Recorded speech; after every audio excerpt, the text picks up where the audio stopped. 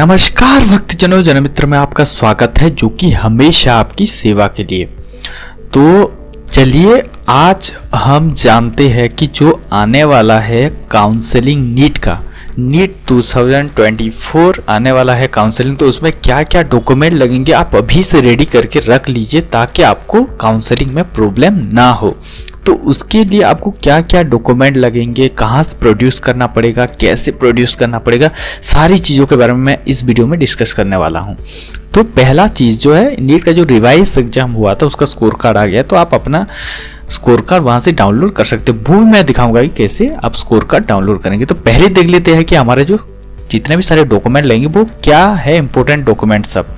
तो मैं यहाँ पे कुछ लिस्ट किया हूँ, जैसे कि देख लीजिए नीट का एडमिट कार्ड। मोस्टली आप जो नीट का एडमिट कार्ड लेके गए थे एग्जाम देने के लिए, तो ये लगेगा आपका नीट का एडमिट कार्ड। तो यहाँ पे मैं सैंपल एक क्रिएट कर दिया हूँ। अगर आपका नीट का एडमिट कार्ड रखे हैं तो उसको संभाल के रखिए, आप उसको काउंसलिंग के टाइम यूज कर सकते हैं। तो नीट का एडमिट कार्ड मोस्ट यूज। अगर आपके पास नहीं है, इसको जो डाउनलोड किए थे पीडीएफ उसको दोबारा प्रिंट आउट निकाल सकते हैं। तो ये हो गया अपना जो है नीट का एडमिट कार्ड। अभी आते हैं दूसरे नीट का स्कोर कार्ड। जो आपने भी रिसेंटली स्कोर कार्ड आया था और रिवाइज्ड स्कोर कार्ड है, तो आप उसको ले सकते हैं और अपना स्कोर कार्ड डाउनलोड कर सकते हैं। साइड में कैसे डाउनलोड करेंगे, गूगल क्रोम पे सिंपली चले जाना है। ले जाने के बाद आपको यहाँ पे नीट एनटीए टाइप करना है। टाइप कर पहले आ जाना है, यहाँ पे आप देख सकते हैं click here for revised score card. Revised score card आप यहाँ से डाउनलोड कर सकते हैं। यहाँ पे क्लिक करेंगे, क्लिक करके आप अपना जो है एप्लीकेशन नंबर और अपना डेट ऑफ बर्थ और ईमेल आईडी देके अपना स्कोर कार्ड डाउनलोड कर सकते हैं। तो ये क्या, अपना नीट का स्कोर कार्ड। अभी तीसरे आते हैं हम क्लास 10 के सर्टिफिकेट। अगर आपके पास सीबीएसई बोर्ड से बिलोंग करते हैं तो 10th का सर्टिफिकेट होगा। आप सीएचएसई बोर्ड से बिलोंग करते हैं तो 10th का सर्टिफिकेट होगा। तो मार्कशीट और सर्टिफिकेट दोनों लगेंगे, तो आप उसको भी संभाल के रख लीजिए।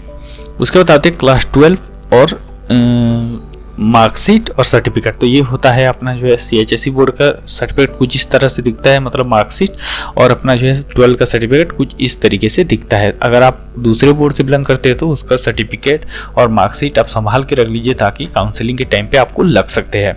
इसके बाद अपना जो है पासपोर्ट फोटो, वो कितने 8 से 25 फोटोज लग सकते हैं। तो आप इसको प्रोड्यूस कर लीजिए। और फोटोज कैसे प्रोड्यूस करेंगे मैं डिटेल्स वीडियो इसके बारे में दे रखा हूं, आप जाके चेकआउट कर सकते हैं। और मैं डिस्क्रिप्शन में भी दे दूंगा कि अपना जो है पासपोर्ट फोटो कैसे बनाएंगे, उसका पूरी डिटेल्स वीडियो में मैं डिस्कस किया हूं और सिंपल तरीके भी मैं बता दिया हूँ आप कैसे बनाएंगे और उसको प्रिंट आउट कैसे निकालेंगे। अदरवाइज आप अगर नहीं निकालना चाहते तो पास में अगर नेट पार्लर वगैरह है तो वहाँ पे जाके निकाल सकते हैं। उसके बाद proof of identity Aadhaar card. अगर आपके पास आधार कार्ड होगा तो उसको थोड़ा सा करेक्शन करवा लीजिए as compare to the 10th certificate. आपके 10th certificate, Aadhaar card, 12 certificate, 12 marksheet, सारे कुछ पहला चीज है name, date of birth, father name, mother name, सारा सेम होनी चाहिए।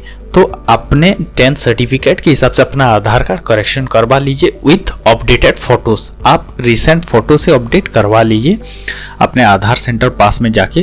अपडेट कैसे कराएंगे, आप आधार सेंटर में जाकर अपडेट करवा सकते हो, उसके साथ साथ आप थ्रू पोस्ट भी अपडेट करवा सकते हो। उसका वीडियो में मैं यहाँ पे डिस्क्रिप्शन में डाल दूंगा, आप कैसे अपडेट करवाएंगे। तो लगेगा SC ST OBC, आप कौन सी कैटेगरी से बिलोंग करते हैं उसका सर्टिफिकेट सेंट्रल वाला लगेगा। अगर स्टेट प्रोड्यूस किया तो आप कुछ ही इस तरीके से फॉर्मेट होगा। OBC सर्टिफिकेट का वैसे SC ST का भी फॉर्मेट है, मैं डिस्क्रिप्शन में PDF डाल दूंगा। तो इसको आपको स्टेट सर्टिफिकेट प्रोड्यूस करने के बाद सारा कुछ डॉक्यूमेंट, फोटोज, रेसिडेंट सर्टिफिकेट सब लेके आपको तहसील ऑफिस चले जाना है, रेवेन्यू RI ऑफिस चले जाना है और वहाँ पे एक दिन में आपको ये सर्टिफिकेट प्रोड्यूस करके दे देंगे। सारा कुछ यहाँ पे फिलअप करना है, अपना जो है ये वाला सील वो दे के आपको सर्टिफिकेट वो दे देंगे एक दिन में। तो आप वहां से जाके प्रोड्यूस कर सकते हैं अपना जो है caste certificate, SC ST, leaving certificate आपके पास होगा। अगर आप जो लास्ट इंस्टीट्यूशन आप ज्वाइन किए थे तो वहाँ पे जब आप आए होंगे तो आपको एक स्कूल लिविंग सर्टिफिकेट मिला होगा, या आप रिसेंटली किसी इंस्टीट्यूट में अगर आप पढ़ाई कर रहे हैं, ग्रेजुएशन वगैरह कर रहे हैं, तो आपको वहाँ पे ट्रांसफ़र सर्टिफिकेट ही मिलेगा। आप वहाँ से नीट पे ट्रांसफ़र होने के लिए आपको एक सर्टिफिकेट वहाँ से लेना पड़ेगा।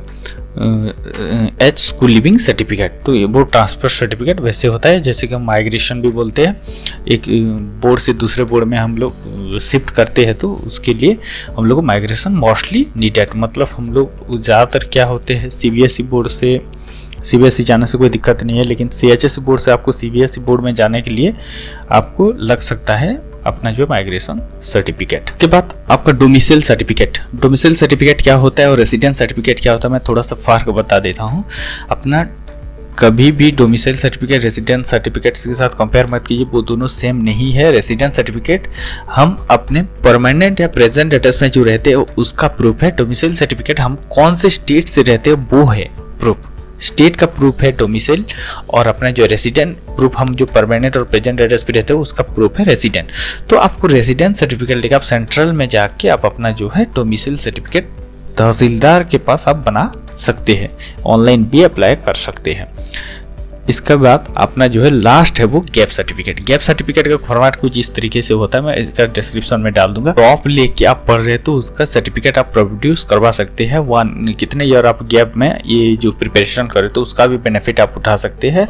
वकील के पास जाके आप अपना जो एफिडेविट करके कितने साल का गैप आपने लिया है एक्चुअली में जो ये नीट प्रिपरेशन कर रहे थे उसका भी बेनिफिट आप उठा सकते हैं। तो ये सारे कुछ डॉक्यूमेंट्स थे। क्या क्या मैं आपको एक रिव्यू दे देता हूँ। पहला जो है आपको लगेगा अपना जो है एडमिट कार्ड, उसके बाद स्कोर कार्ड के बाद अपना 10 सर्टिफिकेट मार्कशीट, उसके बाद 12 सर्टिफिकेट मार्कशीट, उसके बाद आपको लग जाएगा पासपोर्ट साइज फोटोज, उसके बाद आपको proof of identity Aadhaar card, उसके बाद आपको लगेगा अपना जो category SC ST OBC central level का सर्टिफिकेट जो कि आप तहसीलदार और RI से बनवा सकते हैं।